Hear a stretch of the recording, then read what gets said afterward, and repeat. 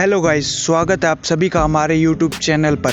Global NCAP ने हाल ही में Renault Triber का क्रैश टेस्ट किया था, जिसमें गाड़ी ने बेहद ही बेहतरीन परफॉर्म किया है। भारत की लगभग सभी गाड़ियों का क्रैश टेस्ट ग्लोबल एनकैप में ही किया जाता है। रेनॉल्ट ट्राइबर एक 7 सीटर एमपीवी है जो कि डायरेक्ट कंपटीशन देती है मारुति सुजुकी अर्टिगा को। मारुति सुजुकी अर्टिगा को सभी लोग जानते हैं, जो कि एक बहुत ही फेमस एमपीवी है जिसको सबसे ज़्यादा टैक्सी के बतौर यूज़ किया जाता है। मारुति सुजुकी अर्टिगा को 3 स्टार सेफ्टी रेटिंग मिली थी ग्लोबल एनकैप में, जो कि एक बहुत ही नॉर्मल सेफ्टी रेटिंग मानी जाती है।